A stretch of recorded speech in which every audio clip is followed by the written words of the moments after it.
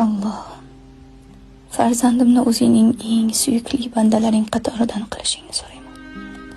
Uni ummatga manfaatli qilgin va to'g'ri yo'ldan adashtirmagin.